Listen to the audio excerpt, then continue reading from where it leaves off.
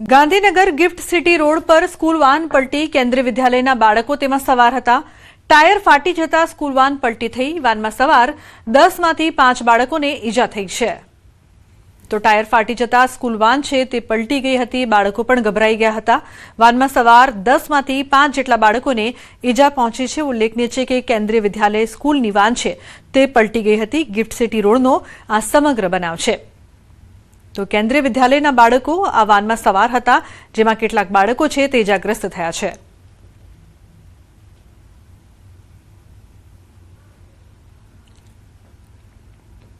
વલસાડ જિલ્લાના ઉમરગામના station road પર ફરી એક વખત અકસ્માત સર્જાયો છે। આ વખતે બેફામ ગાડી ચલાવતા વાન ચાલકે બે બાઇક ચાલકને જોરદાર ટક્કર મારી હતી। આ ટક્કરના કારણે બંને ચાલક રોડ પર ફંગોળાયા હતા। જો કે સદનસીબે બંનેનો જીવ બચ્યો હતો। આ સમગ્ર ઘટના સીસીટીવી કેમેરામાં કેદ થઈ છે। જો કે સદનસીબે તેનો જીવ બચી ગયો હતો। અકસ્માત સર્જ્યા બાદ વાન ચાલક ઘટના સ્થળથી ફરાર થઈ રહ્યો હતો। ફરાર થતી વખતે પણ અન્ય એક બાઇક ચાલકને જોરદાર ટક્કર મારી હતી। આ મામલે હવે પોલીસે પણ સીસીટીવી ફૂટેજના આધારે અકસ્માત સર્જનાર વાન ચાલકને શોધવા સહિતની જરૂરી કાર્યવાહી હાથ ધરી હતી।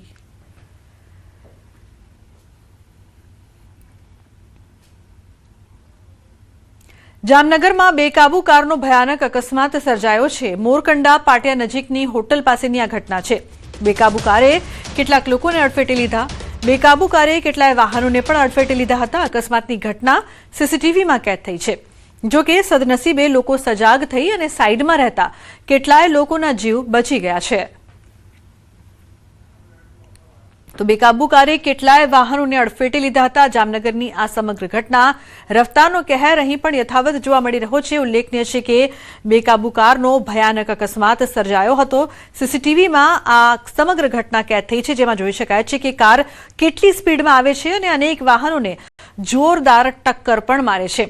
આ કાર આટલી બેકાબુ કેમ હતી તે તપાસનો વિષય છે। અનેક વાહનોને નુકસાન પણ પહોંચ્યું છે।